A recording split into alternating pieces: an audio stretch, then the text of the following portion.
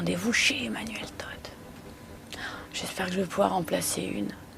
Puis que je vais pas décrocher parce que des fois quand je l'entends à la télé, il parle et puis à un moment je décroche et je comprends plus rien.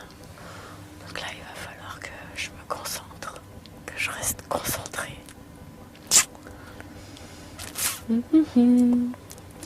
C'est chic. Bonjour, c'est le matin.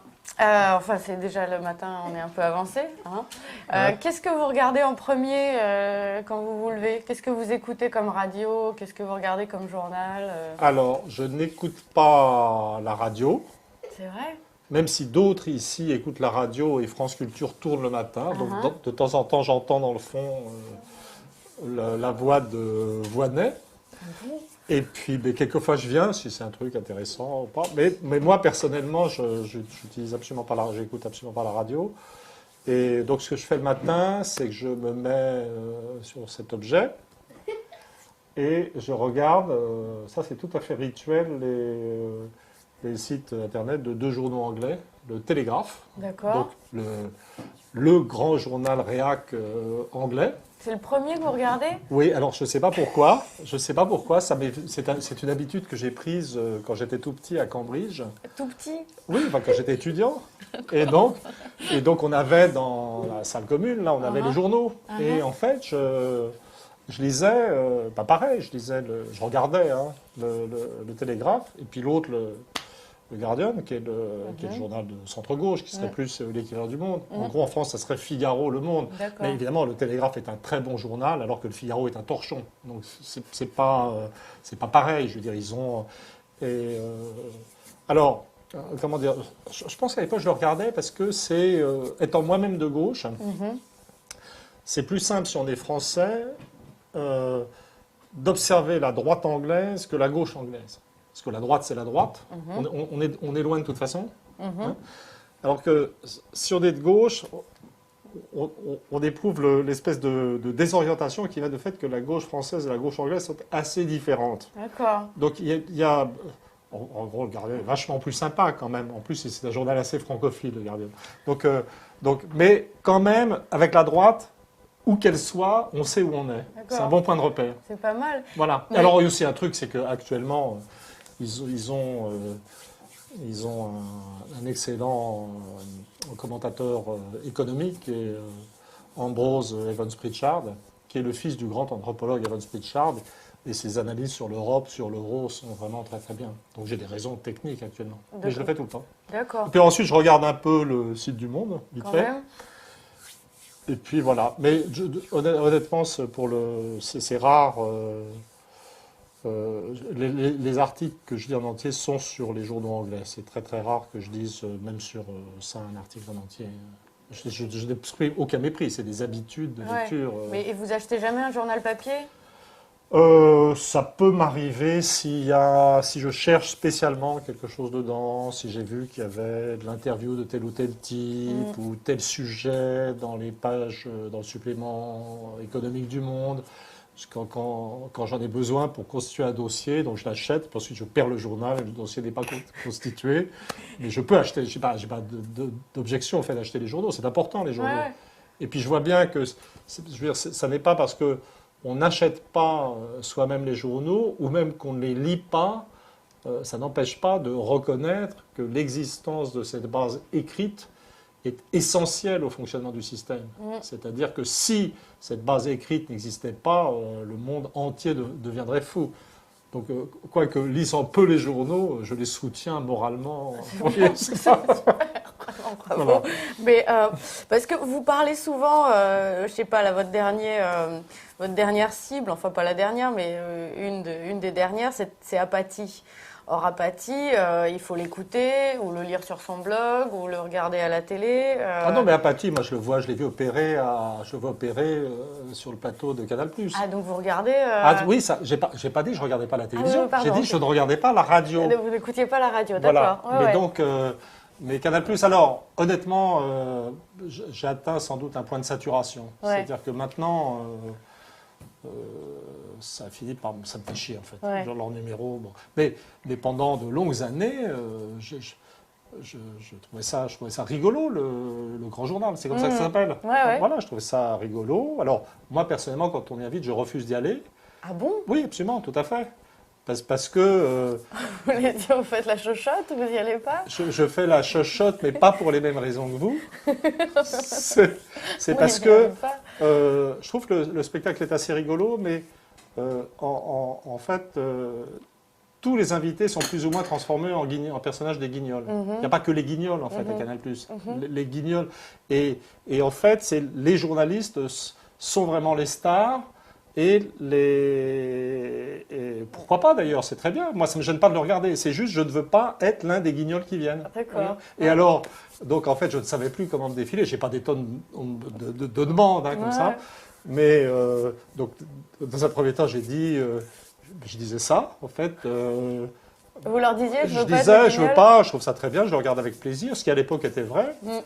Et puis à la fin, comme ça a continué, puis à la fin, comme ça m'arrive, j'ai dit maintenant, bah, écoutez, je viendrai quand vous aurez viré Apathy. Parce que lui me donne des boutons, etc. Je veux dire, ça devait être entre deux des agressions. Voilà, donc j'ai des rapports. Je ne le connais pas, je m'en fous d'Apathy. Je veux dire, c'est simplement, je trouve, c'est ce qu'on appelle un idiot utile. C'est un type qui ne comprend rien à l'économie, qui raconte des âneries avec un air satisfait. Et peut-être mon attachement au Midi me le rend antipathique, parce que je vois bien comment il utilise son accent du Midi pour avoir l'air original, alors qu'en fait, il est totalement creux.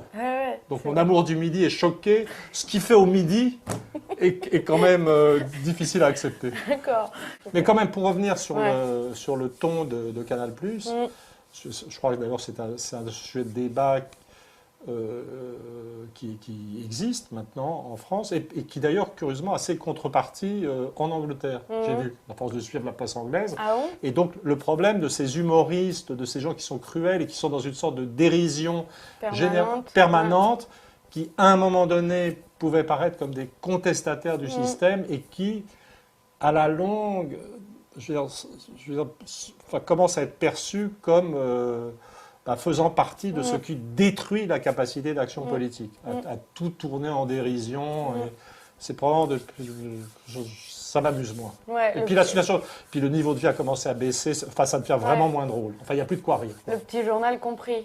Ah oui, tout à fait, j'en ai marre, ça m'intéresse plus. Le mec, comment il s'appelle, le type qui est très bon? Il est très bon, en fait, en lui-même. Il est très bon. Au début, vraiment, je me marrais. En fait, maintenant, ça m'ennuie. J'avais lu un papier sur la revanche du premier degré, justement, sur le fait qu'avec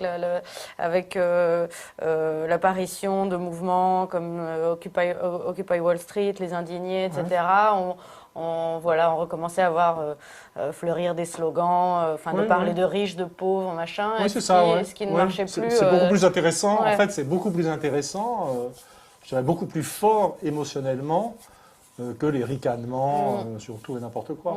C'est vraiment... bon. D'accord, ça ne vous intéresse plus. Ok, très bien. Voilà. Il y en a un autre, alors je ne sais pas, vous regardez des blogs ou des blogs, c'est ça, de journalistes économiques, de journalistes...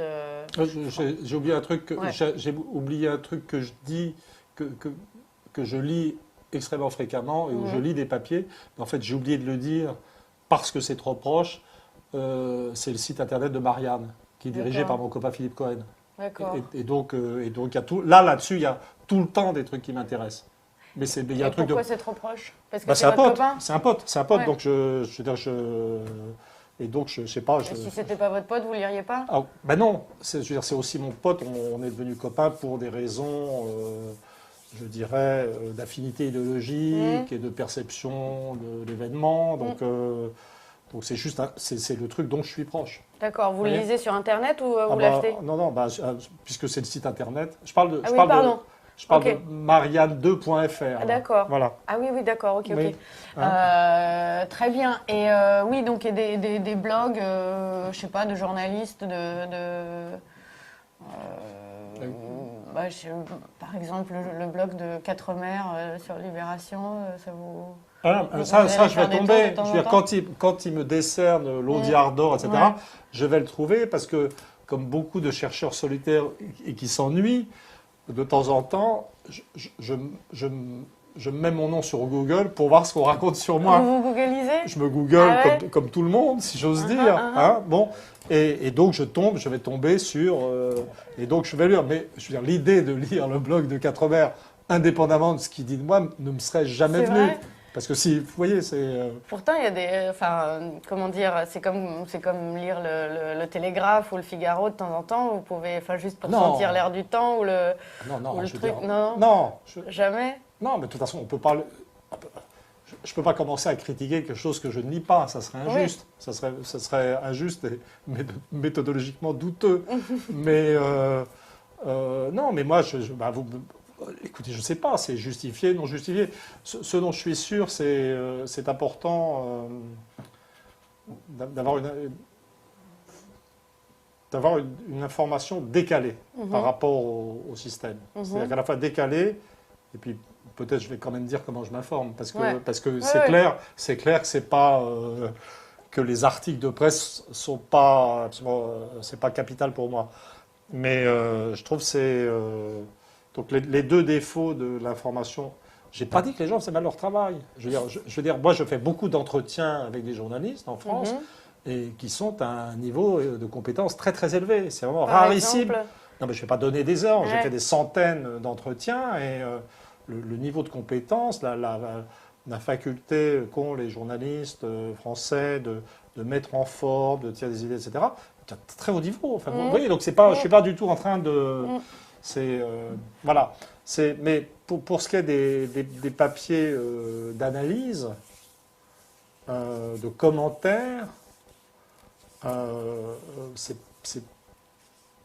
pas, je sais pas comment dire.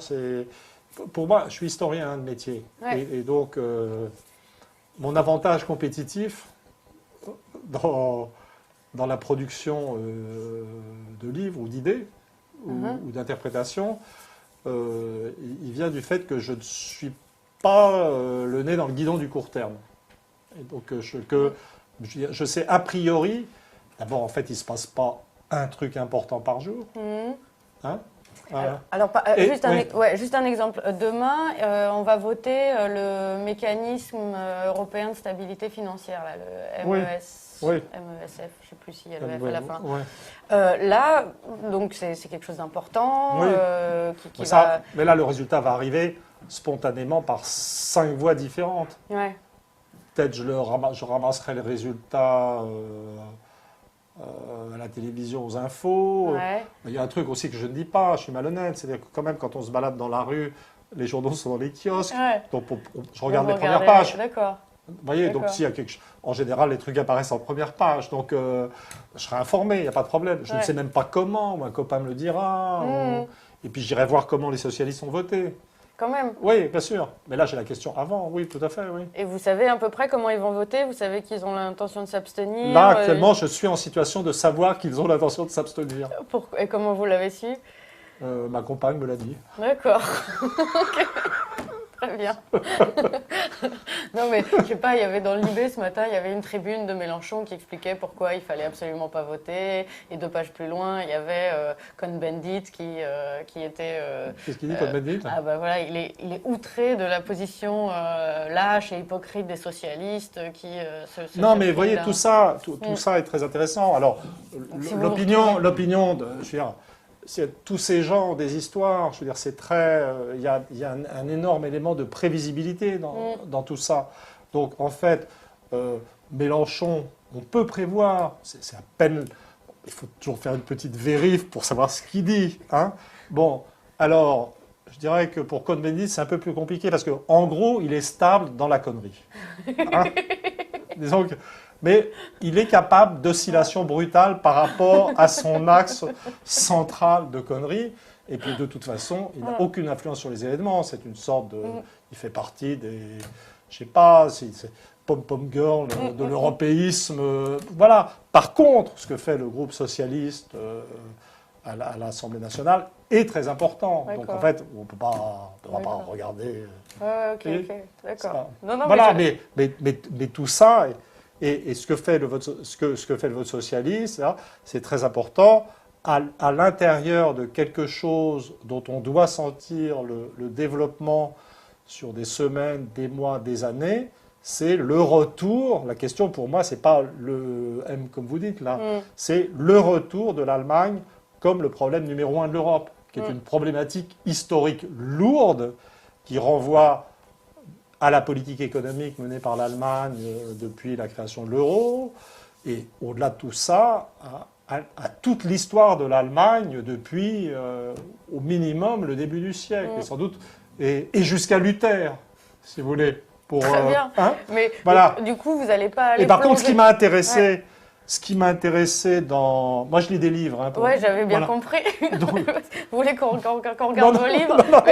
Non, mais je voulais d'abord épuiser le sujet-là, et puis après, on passerait au livre. Ouais. Mais pour moi, par exemple... ce qui vous a intéressé, là, vous alliez montrer un livre. Non, pas du tout. Non, mais là, j'étais là, en fait, je suis reparti dans une réflexion sur l'Allemagne, en général. Ouais. Donc, je cherche à m'informer sur l'Allemagne. Donc, et j'essaie de... venant d'une attitude où j'étais devenu assez pro-allemand, en fait. Si on regarde ce bouquin que j'avais écrit sur les États-Unis, après l'Empire, qui était censé être très anti-américain, on a pu dire... c'était un bouquin pro-allemand. Très sur l'Allemagne, c'est extrêmement positif. Et j'avais vraiment voulu me raconter que l'Allemagne était devenue un pays hyper sympa, une magnifique démocratie comme toutes les autres. J'avais réussi à me chauffer. On appelle ça dans la famille se soulever par ses lacets de souliers. Vous savez, vous soulevez vos lacets de souliers, vous échappez à la gravitation universelle. Voilà. Non, c'est familial. Et voilà. Et puis là, je veux dire, quand je vois ce qui se passe, quand je vois ce qu'on est censé imposer à la Grèce, quand je vois le néo-vichisme de l'UMP, ce truc, voilà, je me dis, ah non, l'Allemagne comme ça. Et puis quand je lis dans des livres, je veux dire, j'ai lu, par exemple, ce que j'ai lu récemment, je ne sais plus ce qui est passé, je ne sais plus où j'ai mis. Voilà. Donc ça, j'ai lu ça. Ah oui, vous l'avez lu, ça c'est un livre qui vient de sortir de journaliste. Ouais. J'ai fait un papier qui est Vous l'avez acheté ou Non, on me l'a envoyé. Non, voilà. Vous avez fait un papier là-dessus, pourquoi? Parce que j'attendais. Ça, c'est un livre dont j'attendais la sortie. Parce que je connais de Loire, et il m'avait parlé de ce projet, et tout du long, je lui disais, envoie-moi les épreuves dès que tu les as. Et c'est moi qui lui ai demandé de faire un papier. Enfin, j'étais hyper motivé, en fait, vraiment. Et dedans, on trouve des trucs inouïs. Et dedans, par exemple, il y a on trouve un truc incroyable d'Angela Merkel, d'après notre retrouvé dans des conseils européens, croyant que l'équilibre budgétaire devrait être l'un des droits de l'homme. Et donc, je me suis dit, mais attention, l'Allemagne est-elle toujours... Est-ce que mon hypothèse sur l'Allemagne, démocratie sympa comme nous, c'est toujours vrai? Donc, voilà. Et alors, par exemple, lui, dans son bouquin, il parle beaucoup de la conférence trilatérale. La trilatérale, oui. La trilatérale du groupe Bilderberg. Oui. Tout ça. Et tout le monde l'accuse de complotisme. Mais voilà. Et alors, moi, personnellement, j'en avais entendu parler sur des sombres sites, voilà, justement, qu'on qualifie de complotistes, etc., des vidéos un peu bizarres. Oui, mais je connais, j'ai été confronté à tout ça, je pourrais donner des noms de gens... de gens qui m'avaient parlé de ça. Et je pense que j'étais ras-le-bol. Et ça vous arrive d'aller sur ce genre de site, par exemple? Jamais, il y en a un où vous êtes, c'est souvent cité, qui s'appelle Égalité et Réconciliation, c'est le site de je le trouverai. Pour moi, c'est comme Quatre Mers. D'accord. Donc je le trouverai, je vois ça. Et voilà. Mais c'est ce même site où on parle de Bilderberg, la trilatérale, etc. Enfin voilà, donc... oui, mais là, je veux dire... Où ils en parlaient 5 ans avant de Loire, vous voyez ce que je veux dire? Oui, mais l'important, si vous voulez, c'est l'un des problèmes, je dirais, qu'on va voir dans l'analyse historique, c'est cette espèce d'ambiance. C'est intéressant comme le débat sur le complotisme est en train de monter, en fait. On voit que ça devient... Et alors moi, j'ai une interprétation là-dessus. C'est que on vivait en système démocratique, et le propre des systèmes démocratiques est d'être très explicite dans leurs règles de fonctionnement. C'est-à-dire il y a des élections, il y a des procédures, il y a des assemblées, il y a des modes de désignation de l'exécutif. C'est-à-dire qu'il y a des règles explicites pour convertir la souveraineté théorique du peuple, je veux dire, en système, mécanisme de pouvoir qui fonctionne avec des commandements, des légitimités, etc. Et bien entendu, quand tous les autres systèmes, tous les systèmes tyranniques, les systèmes monarchiques, les systèmes totalitaires, les systèmes oligarchiques, sont au contraire, par définition, qui concentrent le pouvoir sur un homme ou un petit groupe d'hommes, sont en fait très obscurs dans leur fonctionnement, parce que, bien entendu, aucun homme ou aucun petit groupe d'hommes ne peut concentrer la totalité du pouvoir. Donc les systèmes tyranniques ou oligarchiques sont par définition des espèces de mécaniques bizarroïdes avec des procédures opaques. Et en fait, ce sont des systèmes qui complotent. En fait, vous voyez. Et donc là, on est dans un moment historique très particulier où c'est vrai qu'avant, on avait quelques complotistes fous qui disaient des trucs sur certains machins qui n'avaient pas grande importance. Mais comme on est dans un truc de... Je veux dire, si les gens votent non à un référendum, maintenant, il y a un système qui fait qu'on fait un traité après où le truc est annulé. Donc, comme on est dans un mécanisme de complot des élites, il y a un complot. Ouais. C'est le problème, c'est même les paranoïaques ont des ennemis, en fait. Oui. Ouais. Et donc on entre dans un système où, effectivement, il y avait des groupes, des machins, ça n'avait pas d'importance, avec des complotistes un peu paranoïaques. Et puis là, on est confronté à une évolution sociologique qui implique l'existence d'une action spécifique de certaines élites dans un certain sens, de subversion des institutions démocratiques. Donc, en un sens sociologique, il y a un complot à analyser. Vous voyez, les mécanismes, toutes ces histoires autour de la banque, de l'euro, de la subversion, je veux dire, de la souveraineté populaire en Grèce, etc., tout ça, ça correspond à des fonctionnements. Et ce qu'on va trouver de tout à fait extraordinaire dans le bouquin de Deloire et Dubois, c'est pas juste la trilatérale, etc. Parce qu'il n'y a pas que ça, justement. S'il n'y avait que ça, mais il y a tout le reste, il y a toutes les institutions bruxelloises. Et en fait, moi, je le vois, en anthropologue, comme la description d'un milieu, et d'un milieu dans lequel ont émergé, se sont développés et s'épanouissent où s'épanouit un complot pour la subversion de la démocratie. C'est très intéressant. C'est très intéressant. Ma question, c'était juste à partir... Ah non, mais c'est très, très intéressant. Mais la question, c'était simplement, vous voyez, la trajectoire de ce genre d'histoire, c'est-à-dire la réalité de ce genre de groupe, l'existence de ce genre de complot, quand ça passe d'Internet à un bouquin édité chez Albin Michel par un journaliste reconnu, renommé, etc. Enfin, est-ce que vous prêtez attention à ce genre de trajectoire En fait, c'est ce dont je parlais. J'étais en train de dire qu'avant, l'existence de ces petits groupes, etc., semblait n'avoir aucune importance. Ça semblait être des lubies complotistes, et en fait, sans exagérer l'importance, et surtout sans s'imaginer que c'est le cœur et la seule chose. Il ne s'agit pas... le complotisme, c'est croire que ces choses sont des instances de décision, alors qu'en fait, ce qui est décrit chez Deloire et Dubois, si je les lis correctement, c'est des milieux de discussion, de concertation et des espèces de nœuds, de centres nerveux dans des réseaux de diffusion de systèmes d'idées. C'est tout à fait... il faut avoir une lecture gramscienne de ces choses. Ok. Alors, juste pour finir sur ce que vous regardez ou pas sur Internet, vous avez dit, j'ai regardé, je ne sais plus dans quelle interview c'était, mais j'ai regardé les textes de l'UMP, je les ai comparés à ceux du FN, etc., etc. Vous lisez les programmes des partis? Est-ce que vous avez lu celui du FN? Ah ouais? Parfois, pas toujours. On ne peut pas tout lire. Je passe plus de temps si je vais sur Internet. Là, vous évoquez une recherche sur Internet. Donc, j'espère ne pas vous décevoir, mais je vais très souvent sur Wikipédia pour vérifier la biographie de quelqu'un, pour savoir qui est quelqu'un, pour voir quelles sont les idées principales d'un type.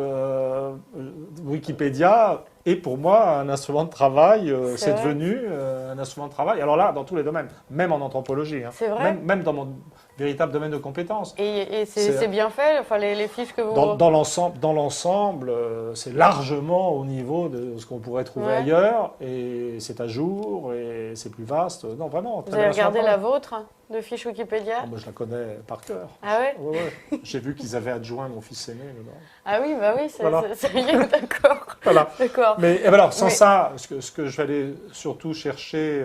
Donc, en fait, Internet est un instrument de recherche permanent.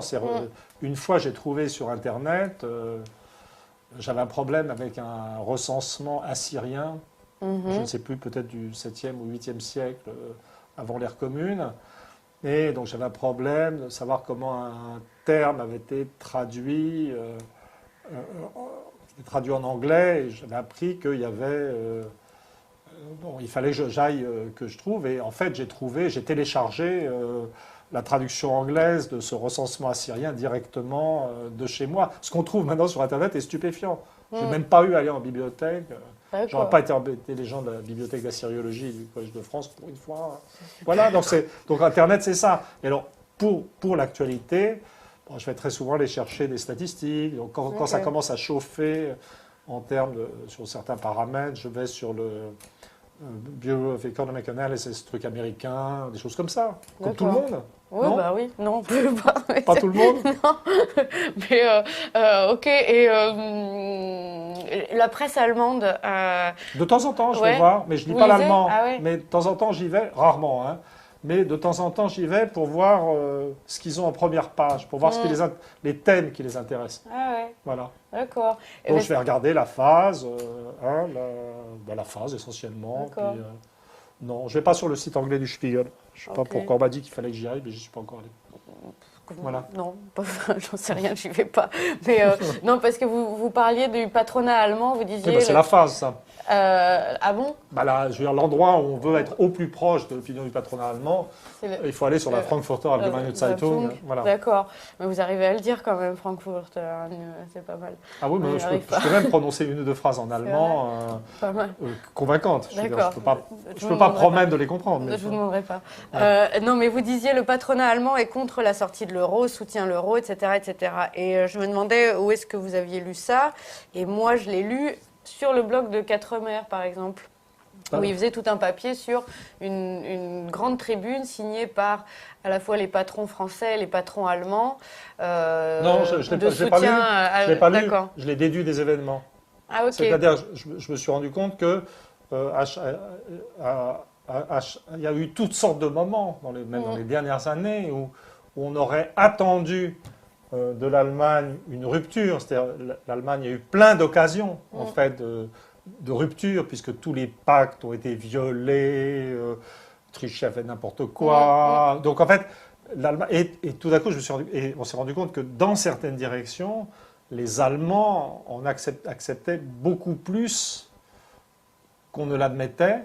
Et en fait, de ça, j'ai déduit que l'attitude fondamentale que le patronat allemand avait pris conscience, ce qui d'ailleurs est complètement logique. Il ne faut pas être un aigle pour comprendre que la destruction de l'euro mettrait l'industrie allemande au tapis. Il ne faut pas être un aigle. Voilà. Et donc, comme à un certain moment, quand j'ai vu certains types de proclamations de nous allons sortir de l'euro, nous allons sortir de l'euro, moins fréquentes et sans doute un peu moins vigoureuses, je me suis dit, ça y est, ils ont compris, maintenant ils sont terrorisés, on les tient, on peut leur imposer ce qu'on veut. J'ai pas besoin de... Vous n'avez pas vu cette tribune? Non, d'accord, ok. non. Donc par déduction, alors que moi, pauvre simple mortel, j'ai besoin de voir le... Ah ouais, mais moi, mon métier, c'est prophète certifié. Oui, c'est vrai, c'est ça. D'accord. Bon, alors, voyons, maintenant... Alors, non, quand même. Ouais. Je veux dire, c'est une très bonne question. C'est que pour comprendre le présent, en fait, l'idée...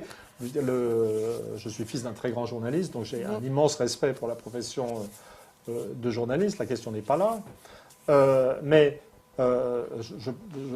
Moi, ma façon de travailler, c'est de penser qu'on ne peut pas comprendre ce qui se passe dans l'instant juste avec les nouvelles de l'instant.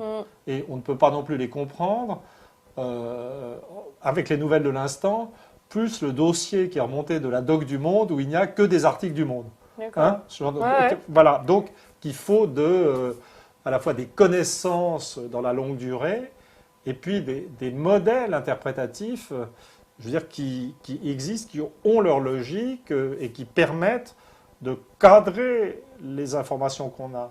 Pour moi, l'information n'existe pas en elle-même, ou elle existe tout à fait en elle-même, mais elle prend son sens par rapport à une certaine connaissance de l'histoire et à un modèle implicite que j'ai dans la tête de fonctionnement de la société, de l'économie. Hein, vous voyez, c'est une grille de lecture. Une grille de lecture. Donc, l'information.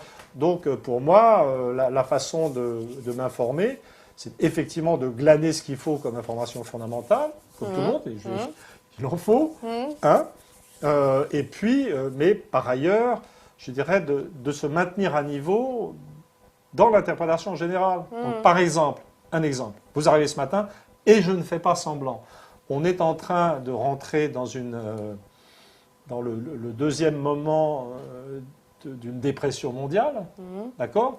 Donc, je veux dire, quel était mon réflexe ? Évidemment, je surveille un peu les indicateurs économiques et ces trucs-là, mais c'est un truc extrêmement complexe, une crise. Il y a des facteurs économiques, des facteurs sociaux, des facteurs politiques, il y a des réactions irrationnelles, il y a des modèles.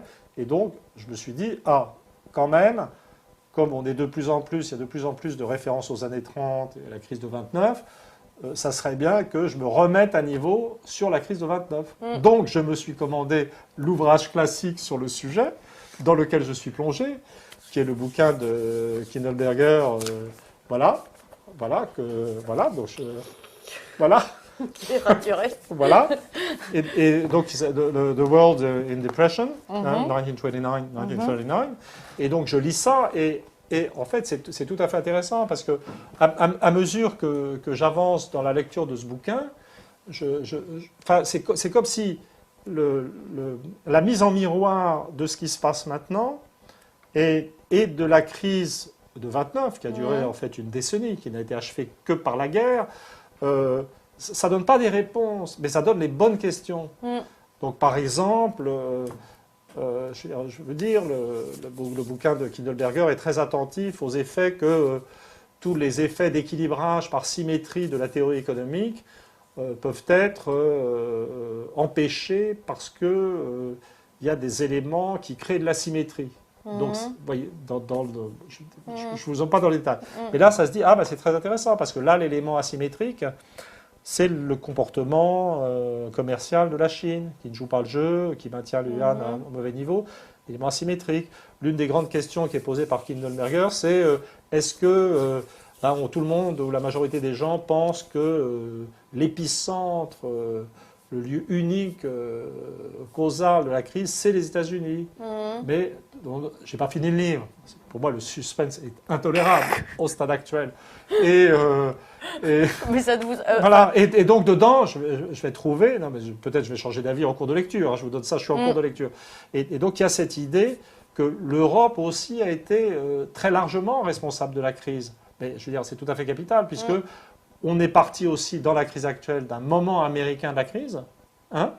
Et puis maintenant, on est dans un moment européen de la crise, avec l'Europe qui se lance dans des politiques déflationnistes tout à fait extraordinaires. Et donc là, je viens de passer la déflation Bruning, dont j'avais entendu parler quand j'étais à l'école, vous aussi sans doute. Moi, j'en ai entendu parler à la télé, c'était Sapir qui disait que c'était Bruning qui avait amené Hitler au pouvoir et non pas... Oui, bien sûr, absolument, mais ça, tout à fait. Mais au-delà de ça, je veux dire, l'effet déflationniste obtenu sur l'économie allemande, qui était l'économie européenne la plus importante, je veux dire, a un rôle dans la crise mondiale, pas juste sur l'histoire politique de l'Allemagne. Vous voyez ? C'est ce qu'il disait, c'était que c'était la déflation et non pas l'hyperinflation qui avait amené Hitler au pouvoir. Et puis l'un des trucs qui m'intéressait, c'est de voir que en fait, les Français des années 20, en termes de politique économique, de sous-évaluation du franc, étaient plus malins que je ne pensais. Et que les tentatives déflationnistes, la déflation Laval, c'était après Bruning. Donc tout ça est plein de Je sens que je vais sortir de ce livre avec un cerveau rénové.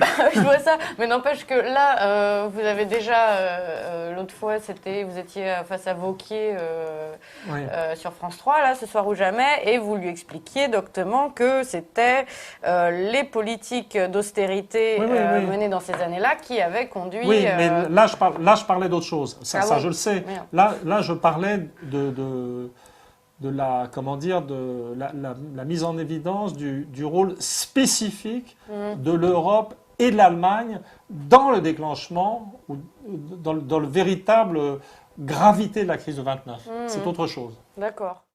Et alors, je vois aussi ça, là,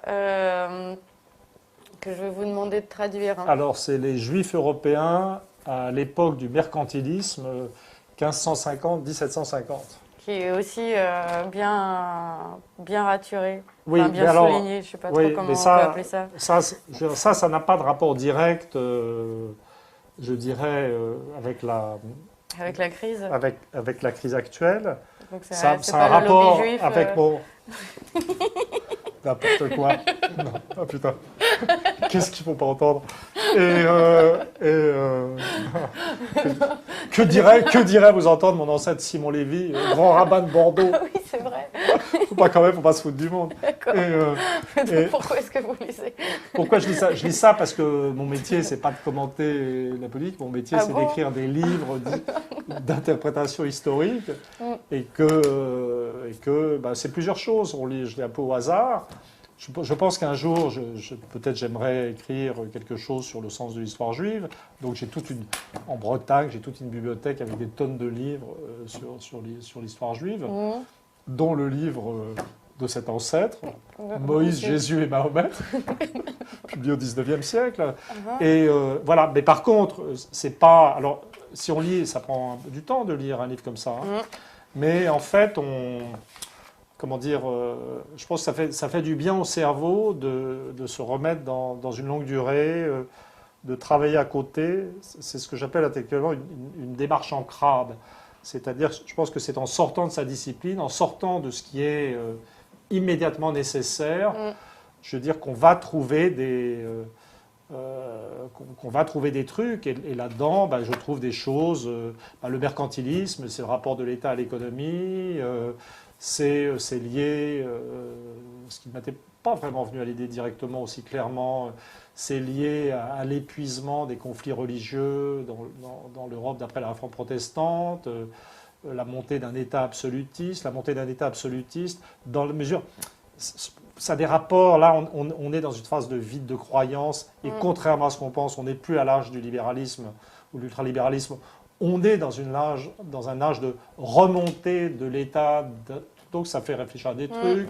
Je suis retombé là-dedans, de trouver des trucs sur l'antisémitisme de Luther. C'est rempli de trucs, mais ça n'a pas de rapport direct, et ça permet de ne pas s'être enfermé. Je pense que les idées, on les a jamais tout seuls, mais il faut, pour penser de travers, il faut marcher de travers, et il faut lire de travers. Voilà. C'est super. Ça vous va? Ah ouais, c'est génial. Voilà. Merci beaucoup. Et juste là, alors ensuite, que vous avez, quand je serai sorti du mercantilisme, ça j'ai fini. Pardon. Ah oui, ça c'est fini. Ok. Ouais. En plus, c'est très émouvant parce que j'ai découvert, moi dans la famille, ma famille, c'est la mythologie de la famille, en fait, c'est qu'on sort du ghetto de Metz, et j'ai vu que Metz était une ville très importante dans l'histoire du judaïsme, donc je suis très content et très fier. Voilà, c'est poétique l'histoire, il y a une dimension poétique. Et bon, voilà. Pardon, j'ai honte, je ne savais même pas qu'il y avait un ghetto à Metz. Voilà, voilà. Et donc, mon livre prochain, c'est un livre, je pense, dont on va... qui va devenir de plus en plus important. C'est un livre de David Graeber, qui est anthropologue, qui a d'ailleurs été viré de je ne sais plus quelle université, des grandes universités américaines pour hétérodoxie. Et donc, c'est sur dette. Donc, c'est la dette, les 5000 dernières années. et donc, c'est une... mais ça m'a été recommandé, je l'avais acheté. Ah oui, oui, ça va être... pardon, juste qui vous recommande? Non, alors ça honnêtement, je ne sais plus. Ça, c'est un machin... j'avais vu une allusion à ça, ou peut-être un article de ce mec, dans l'un des journaux anglais que je lis. D'accord. Non, mais les journaux anglais sont très... Non, mais attention, moi j'ai été formé à la recherche en Angleterre, et donc j'ai plus de facilité à m'orienter en termes de recherche dans le monde anglo-saxon qu'en France. Voilà. Et donc ça, j'ai dû le trouver dans sans doute dans un article du Guardian, ou un truc comme ça. Donc je suis maintenant, ça va très vite, car je dois le dire, je ne voudrais pas encourager les activités monopolistes, mais commander un livre sur Amazon sans bouger de chez soi, c'est très rapide. Donc je me chauffe sur... Je vois le... Non mais voyez, non mais quand même, je veux dire, tout dans la période n'est pas régression pour un chercheur. Ah bah non, donc, j'imagine. vous avez un doute, vous allez sur Wikipédia, vous avez les éléments essentiels, vous lisez des articles sur la presse, dans la presse anglaise ça va très vite, vous allez voir le titre sur Amazon, vous le commandez sans bouger de chez vous, il arrive, bon ça c'est 2 semaines peut-être, dans votre boîte à lettres. J'avais perdu le bouquin de mon copain Chenet que j'avais moi-même fait prendre, commandé l'histoire de la violence chez Lafon. Je l'avais perdu, je l'ai eu en 3 jours en commandant sur Amazon, etc. Okay, donc ça, c'est très... Voilà. Alors ce truc-là, c'est un livre c'est une histoire de la dette, mais en commençant à la Mésopotamie, je crois. Et donc, bien entendu, ça, c'est une question qui m'était venue en regardant, osons le dire, Ce soir ou jamais. Et où j'avais vu un type... Est-ce que vous le regardez quand vous n'y êtes pas? Ben là, j'avais... Non, peut-être... Peut-être que vous y étiez, vous l'avez entendu. Mais bref, je ne sais plus, je ne sais plus. D'accord. J'y vais tellement que je ne sais plus. Voilà. Mais il y avait un mec dont j'ai déjà oublié le nom, parce qu'en plus, faire de la recherche avec un Alzheimer commençant, c'est pas gagné. Hein. Donc il y a toujours je suis sûr, c'est comme une course à handicap. Hein. Bon. Et il y avait un mec qui avait dit, c'était très spectaculaire, qui parlait de Solon, et de l'établissement de la démocratie athénienne, comme le premier geste, c'était... le défaut sur la dette, la liquidation des dettes. Et donc je me suis dit, mais putain, bon sang, mais c'est bien sûr l'acte fondateur de la démocratie, c'est la répudiation de la dette. Alors, je me suis dit, la dette, problème. Et tout d'un coup, je me suis dit, mais c'est un immense problème historique. Puis je découvre que j'ai juste 10 ans de retard, et qu'il y a un anthropologue dont je ne sais pas s'il est génial, mais je l'espère, qui a écrit un livre complet. Donc je l'ai commandé, je vais le lire, et je suis follement excité. Ouais. Non, mais vous savez, la recherche, c'est ça. Voilà. C'est-à-dire le manque d'enthousiasme que j'ai à regarder le grand journal de Canal+, est compensé par une excitation. L'idée que je vais enfin savoir des trucs... D'accord. Que vous allez du coup après pouvoir ressortir vous-même ce soir ou jamais. Non, en fait, c'est pas. Non, je pense pas qu'on puisse en faire la recherche. Le plaisir d'apprendre pour soi-même est premier. Genre, on ne lit pas, on peut pas lire comme ça dans la durée, juste pour frimer. Non, je ne vous ai pas accusé de frimer. Si, vous m'avez dit, votre réflexe, c'est de dire, oh putain, vous allez chercher des trucs déments, pour frimer. Si, c'est un peu... Vous allez en faire profiter non, là, en l'occurrence, c'est moi que je vais en profiter. D'accord. Et apprendre. Mais l'histoire, moi, je suis historien de métier. Enfin, j'ai fait beaucoup d'anthropologie aussi. Mais... quoique pas d'anthropologie de terrain, mais il y a un truc, je veux dire, l'histoire est une discipline incroyable parce que on peut toujours apprendre, découvrir des trucs, et puis Skidelsky, qui est un historien à l'origine, c'est le type qui a fait la grande biographie de Keynes, en 3 volumes. Que j'ai filé à un de mes enfants, donc je l'ai plus ici. Il disait très justement qu'on lui demandait si ça avait été difficile pour lui, qui était historien, d'avoir fait la biographie de Keynes, parce que Keynes était économiste. Donc il a vu cette phrase superbe, et il disait, non, pas du tout, je pense qu'on arrivera toujours à apprendre l'économie à un historien. Ce qu'on n'arrivera jamais à faire, c'est apprendre l'histoire à un économiste. Et dans un... Vous voyez, c'est ça. Donc en fait, il faut lire de l'histoire, ça comprend. On devient la totalité de la vie.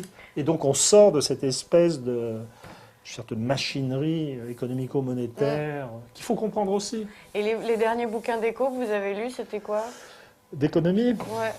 L'économie en quel sens? Kindleberger, c'est un livre d'économie. Hein. C'est d'économie pure, hein, ça. Histoire économique, mais pure. Ah, d'accord. Voilà. Donc, je sais pas, français que je pourrais le bouquin qui m'a marqué, c'est un bouquin qui est traduit en français, dont j'ai déjà acheté 5 exemplaires pour des enfants, copains ou autres. C'est le bouquin de James Galbraith, qui est le fils de John Kenneth Galbraith, qui s'appelle en français L'État prédateur, et qui est au seuil. Et c'est là que j'ai vu la première formalisation de l'idée qu'on n'était plus à l'âge de l'ultralibéralisme, mais que la bonne problématique, c'était la problématique de qui contrôle et comment utiliser l'État par les gens qui ont déjà trop d'argent. Voilà, donc ça c'est un économiste. Ça vient de là? Moi c'est là. J'ai dû lire après le règlement des crises financières et j'étais un peu troublé de voir comment dire, l'État distribuant de l'argent aux banques. Enfin, ça m'avait un peu troublé, quoi. Le keynésianisme par en haut m'avait un peu troublé. Mais c'est toujours plus sûr de lire un livre savant et compétent. D'accord. Et vous allez à la librairie des fois, vous prenez des trucs au hasard Oui, et puis il m'arrive d'aller dans le quartier, je vais à l'Arbre à Lettres, je crois que c'est rue Boulard, dont le rayon sciences humaines est très très bien fait. Oui, je vais dans les librairies, il m'arrive d'aller à la FNAC. Je vais à la Une, ou l'autre librairie sur le Boulevard Saint-Germain. Je reconnais que je suis de mon quartier. Hein. Ouais, d'accord. Bon, voilà, et oui, tout à fait. J'achète des livres. De toute façon, j'achète des livres en avance, plus que je ne peux en lire. Donc j'ai des piles de livres. Je vis dans un monde de lecture en retard. D'accord. Et ça, j'ai acheté, je sais pas, il y a 6 mois. Non, mais en fait, je vous demandais ça, c'était pour voir quels étaient vos prescripteurs. Enfin, si parfois vous arriviez à sortir d'un cercle de prescripteurs qui est soit vos amis, soit les recensions des journaux que vous lisez, ou voilà, un livre au pif, comme ça, vous regardez la 4e de couverture, vous trouvez ça sympa, et puis vous l'achetez. Ah oui, ah ouais ah oui, tout à fait. D'accord. Oui, absolument. Enfin, si c'est un livre qui est très souvent, il y a beaucoup de traductions de l'anglais quand même en histoire. Donc si je vois que c'est un livre traduit de l'anglais, ensuite j'irai chercher les versions anglaises parce que c'est quand même plus commode. Voilà. Absolument. Mais cela dit, l'histoire du prescripteur, quand on est chercheur, on vit dans un monde de prescription. On ne travaille pas tout seul.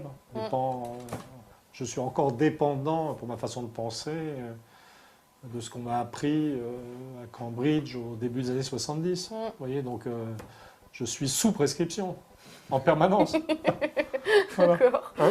Ok, très bien. Voilà. Bon, merci, c'est Ça bon. va? Ouais, c'était super. Ouais. C'était vraiment très intéressant. Vraiment. Je sais pas, est-ce que j'ai oublié des trucs Non, la télé. J'ai oublié de parler. Si. Dans mon programme de lecture, j'ai oublié de. De quoi? Si, c'est pas. Alors, hein? Allez-y. J'y vais. Ouais. Donc, et ensuite, alors oui, en partie de mon. Ah non, je peux vous montrer d'autres livres que j'ai lus récemment. Ah oui, non, je suis très. Attendez. Voilà. Alors. C'est un vieux bouquin, ça.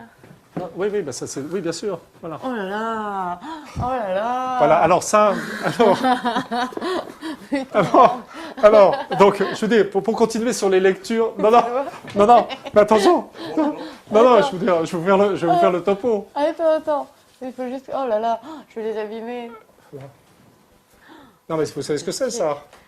Vous voulez dire qui est ce monsieur? Oui, non, mais l'exemplaire, c'est l'exemplaire qui vient de mon grand-père Paul Nizan. Ah!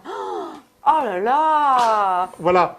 Et en fait, donc j'ai traversé, voyant renaître le capitalisme fou qu'avait décrit Marx. Ce capitalisme fou n'existait pas quand j'étais jeune. C'est-à-dire que quand je commence à faire de la recherche, donc moi je suis de 51, donc je commence à lire des livres, mettons, à haute dose au début des années 70. Hein. Et donc je lis du Marx, les textes historiques de Marx, les livres de classe en France, très bien, c'est resté mon livre de chevet pratiquement. et je l'ai relu avant d'écrire Après la démocratie. Mais par contre, tout ce qui était économie politique marxiste me paraissait absurde. J'avais acheté le tome 1 du Capital dans l'édition des éditions sociales. Je l'avais ouvert, je me suis dit, ce truc sur la valeur, je me suis dit, mais c'est de la métaphysique, ce truc, ça n'a aucun sens. Et je n'avais pas lu. Et là, comment dire, comme maintenant on est confronté, de nouveau, on a des espèces de capitalistes financiers déments, à la recherche de taux de profit élevés, qui sont un peu comme dans des hamsters dans leur roue, en fait. Hein, vous voyez? Je veux dire, où se mêlent... je me suis dit, non, peut-être quand même, je devrais lire le marxisme, c'est peut-être pas mal pour ça. Et donc, alors, mon projet ultime, c'est de lire Le Capital. Bon, je m'étais dit que j'allais le faire dans l'édition de mon grand-père, Nizan. On entend bien que certaines pages n'étaient pas coupées quand même dans le livre, parce qu'il ne faut pas déconner. Puis un copain, Bernard Vasseur, qui a fait les discours de Georges Marchais, puis Robert Hue, m'a assuré que ça n'était pas la bonne édition. Donc je pense que je lirai dans une autre édition. Mais j'ai commencé à relire des textes marxistes. Un très beau truc sur la crise actuelle d'un trotskiste anglais qui est mort récemment. Donc voilà, donc en fait j'ai tout un projet de lecture. Vous n'avez pas encore lu Le Capital? Non, bien sûr que non. C'est vrai? Évidemment. C'est dingue. Pourquoi vous dites c'est dingue? Bah, je sais pas. Combien de personnes ont lu Le Capital en France? J'ai l'impression que tous les mecs qui parlent à la télé l'ont lu. Vous rigolez. si je vous dis que Nizan a laissé quelques pages pas coupées. Non, arrêtez. Tout le monde fait semblant. Nizan ne parlait Voilà. pas à la télé tout le temps. Voilà, alors pour ce qui est de la démarche en crabe, hein? Non, mais allez-y, la démarche en crabe. Voilà, et donc, ça c'est un bouquin de Cardinaire.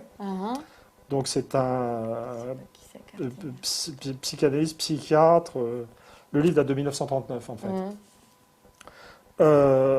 Qui s'est intéressé à l'anthropologie et qui a travaillé en collaboration avec un anthropologue nommé Linton. C'est un bouquin, c'est une analyse comparative des cultures. Il y a sous cette culture, mais la comparaison la plus importante est entre ce qu'il appelle culture occidentale et la culture des îles Marquises. Une culture qui à l'époque était à très haut niveau de répression sexuelle, et celle des Marquises qui était à un niveau de répression sexuelle minimale, si on peut dire, mais avec toutes sortes d'autres problèmes. Je ne rentre pas dans les détails, ça serait trop long. Mais ça c'est très intéressant parce que on est passé 1939, on était... Bon, là, des trucs sur lesquels il faut travailler, c'est l'évolution des mœurs, c'est l'évolution économique. Pourquoi est-ce que la révolution... Si vous résumez brutalement, c'est pourquoi est-ce que les espoirs de liberté de la fin des années 60 ont débouché sur une société d'oppression et de destruction de l'État social, d'argent fou, etc. Et en gros, la question pour un mec de ma génération... qui certes ne va pas en boîte de nuit, mais qui approuve les gens qui y vont sans personnellement s'intéresser à la chose. Pourquoi est-ce que la libération sexuelle n'a pas mené à la Cité du Soleil? D'accord, on peut formuler comme ça à l'époque. Voilà. Et là, c'est très intéressant parce qu'on a nos sociétés en état de répression sexuelle, confrontées à une société, la société des îles Marquises, qui est en état de... pour dire les choses, c'était une société polyandrique. C'est-à-dire une femme, plusieurs maris. Voilà. Oui, on dit chouette. Alors, la raison pour laquelle il y avait une femme, plusieurs maris, c'est parce que, comment dire, il y avait sans doute, on n'est pas sûr, mais infanticide d'une partie des bébés de sexe féminin. Il n'y avait pas assez de femmes. Donc, voilà. D'accord. Mais c'était... Mais avec... Ensuite, un état de liberté sexuelle absolue. Donc la grande obsession de l'Europe de l'époque, c'était la masturbation, qui était censée rendre fou. Je veux dire, et là, aux Marquises, dès qu'un gosse braillait, on le masturbait pour être tranquille. Vous voyez, c'est un autre esprit. Et ce qui est très, très intéressant, alors je ne dis pas que maintenant, quand les gosses braillent, on est passé en état de liberté des mœurs, et les gens n'ont pas l'air de se sentir tellement mieux. Et ce qui est intéressant dans l'analyse de Cardinaire, qui n'a aucun rapport, qui est avant... Ce qu'on va trouver dedans, c'est les gens des Marquises n'ont pas l'air de se sentir tellement bien. Ils n'ont pas l'air de se sentir tellement bien. C'est-à-dire je ne vais pas rentrer dans les détails, mais ils sont... je veux dire, il y a une vision complètement... En termes de statut social, le statut social des femmes est très élevé. D'ailleurs, elles peuvent hériter plutôt qu'un homme. Mais chez les hommes, il y a une sorte de ressentiment contre les femmes. Ils font des rêves remplis d'ogresse cannibales. Cardinaire note avec un certain humour que, en vérité, c'est les hommes qui sont cannibales dans cette société, réellement. Voilà. Et donc, ça, c'est intéressant parce que ça permet de réfléchir de façon complètement décalée sur le malaise des sociétés sexuellement libérées. Voilà, c'est ce que j'appelle la démarche en crabe. Et est-ce qu'on sait quelque Maintenant, chose ça m'a amené à aucune conclusion. D'accord.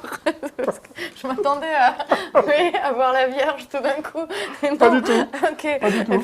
tant pis. Mais est-ce qu'il dit quelque chose sur le système économique des îles Marquises? Non. Oui, tout à fait. Il parle de... Oui, il parle de la façon dont... en gros, en plus, c'est des très bel artisanat, système agricole qui est un peu sous tension. En gros, ça va, mais il y a des périodes de famine et il y a une obsession de la nourriture qui n'est pas sans rapport avec le cannibalisme, d'ailleurs. Je pensais qu'il faisait un lien entre libération sexuelle et libération économique. Non, c'est toujours pareil. On ne va pas trouver dans un livre, on va jamais trouver la bonne interprétation. Si on la trouvait, ça serait plus la peine de travailler. Mais on va trouver... Non, mais il y a aussi des choses dans Houellebecq, extension du domaine de la lutte, sur les rapports entre... J'ai horreur de Houellebecq, vraiment, voilà. Mais il y a cette idée que la liberté de mœurs a plutôt mené à un affrontement généralisé de compétition sur le terrain sexuel. Mais lire du Houellebecq, vous voyez, donc c'est... voilà, il faut lire de travers. Okay. Faut lire de travers. Bon. Donc il faut se tenir au courant. Mais il ne faut pas être prisonnier de l'information quotidienne. Très bien, merci, c'est une belle conclusion. Voilà, par exemple. Merci. Je suis désolé, mais vous me faites trop marrer. Non, c'est vous qui faites marrer, rigoler ou quoi? Non, c'était vachement bien de finir sur la sexualité des habitants des îles Marquises. Je ne peux pas rêver mieux.